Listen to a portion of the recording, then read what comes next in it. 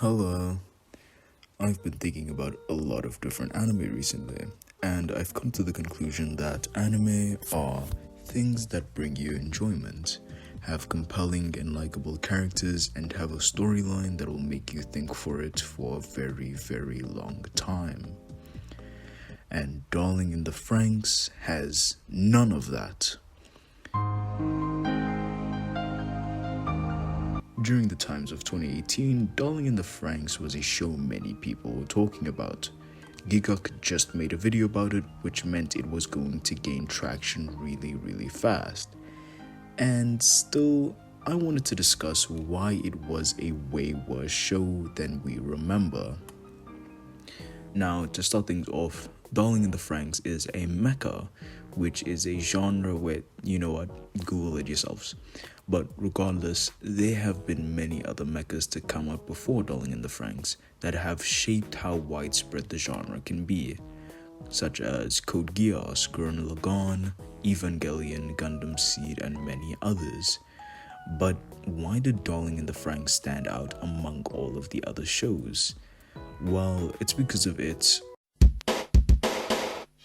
Now, if you're watching this, it's either 1, you love this show and want to see why I'm wrong, 2, you hate the show and want to see why I'm right, 3, you want a reason to not get into the series. So, assuming you're number 3, let me break down the story for you. Have you seen Evangelion? Good, go off that.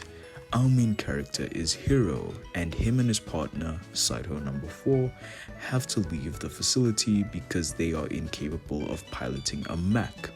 So, just like an angel from the heavens, this girl falls from the sky and her partner died in the mech, so Hiro rides with her. And somehow that wasn't a massive red flag for Hiro, but this did mean Hiro could stay at this facility since he could ride with 02. Now, 02 is clearly a clone of the monsters they want to kill and doesn't really give a shit about anyone, except when it's here, never mind. Now, expedition happens and yada yada, you get the point. What I instantly pay tribute to is the fact that every character in the show has the most annoying possible traits you can take from anyone. Let's list off what's important. The doctor started this new world all by himself, so he doesn't matter. The teachers guide the pilots and the students on missions, so they also don't matter. And the secret society that governs everything in this world really don't matter.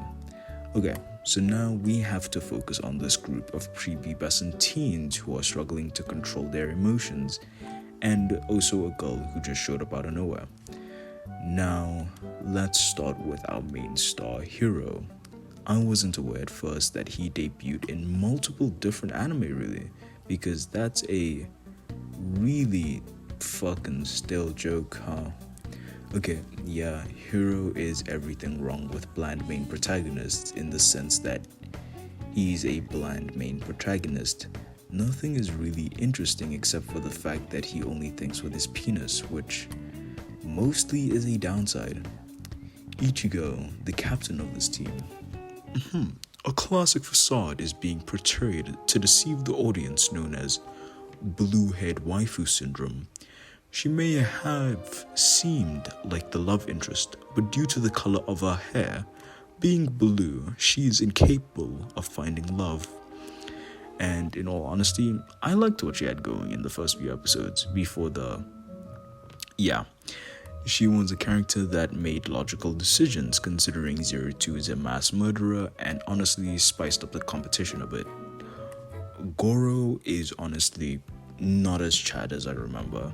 The man's has gotten cucked just as much as Fat Toshi, and only once they quite literally lost everything, Goro manned up and talked back to Hiro about his retarded decisions, just before joining Hiro on his retarded decisions. Why? 02, and I'm going to say this right now, this show was only ever talked about because of this character. And I can kinda see why.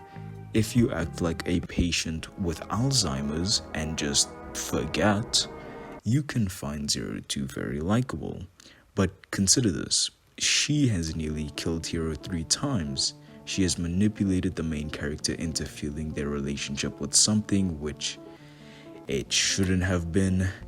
Apparently, she has been searching for her darling ever since her childhood, but yo, did you already forget, you decrepit old man? Zero 2 is a mass murderer, so at any given point she could have killed her darling without knowing it and still was handed the jankiest plot twist that was possible, which was her soul got taken out of her body and put into a spaceship. Great character, 8 out of 10. Zorome and Futoshi were both annoying, but that's pretty obvious considering Zorome is a brat and Futoshi is somehow a bigger cuck than Shinji Ikari. And everyone else, I really don't care. The show prides itself on trying to get the understanding of what teenagers experiencing adolescence is like, but no. Teenagers are the people who watch this kind of show at night and keep to themselves. Come on, you had one job. Besides, for the characters, the story, and the development, the show literally has. It might not be a surprise, but this was a group project between Studio Trigger, A1 Pictures, and Cloverwork. It's pretty clear that they chose the worst subject to do their work on, but they made pretty good use out of it anyways. The animation is fluid and doesn't feel innately rushed. Some scenery is really fucking beautiful, with a lot of backgrounds being wallpaper worthy, and the voice acting being pretty damn good for the characters such as Zero 2 and Goro especially. The colors really pop, showing its super duper gay side, but that's also really cool. The music is downright charming, but wait, can animation and music carry the show without there being any interesting values to go off of? I don't know, you tell me, Grandpa. I checked out the manga to make sure that I wasn't blindly trashing on a show, and holy cow is the manga worse. Look, the difference between the manga and the anime is the fact that music and animation aren't viable here. The manga is fine with nudity, which thankfully the anime covers up, but I think the touch of her being nude was actually one of the most solid symbols in the manga. Symbols. This show sure loves its symbolism.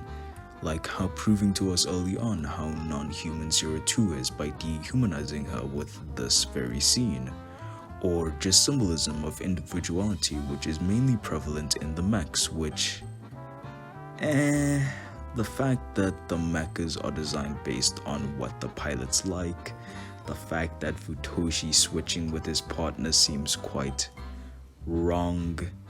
I mean, at least change up the mechs or something when that happens to make it feel like the mecha was a personal design that Futoshi and Sidehole number 2 came up with. Or even the sexual innuendos just get really tiring. Fun fact, guys, these are all underage children, so please don't let the police find out about your search history again.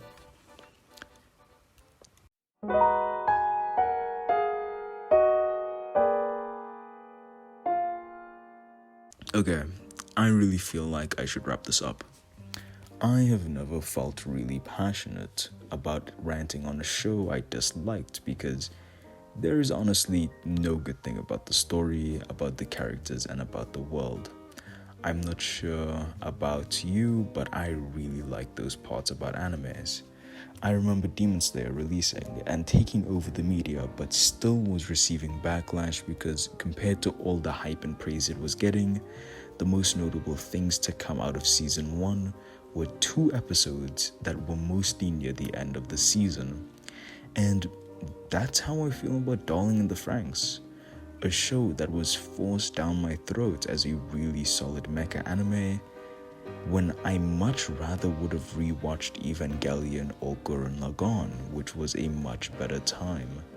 And the only really notable part about the show was the ending, because it was so unexpectedly bad that people felt as if they wasted their time watching the show. Something about Zero Two and Hero being a very weird version of Romeo and Juliet star-crossed lovers feels nothing more than a forced niche cliche, considering Zero Two was the reason Hero came close to dying so many times. So in the end, the ending just felt like nothing. It felt like it was filling up a bottomless pit with no signs of it meaning anything. As always, no hate to the author. He made characters that even for some time, many people really liked the story they had to tell. But maybe I was just the oddball who never really understood why the show was likable. So that's me, signing off.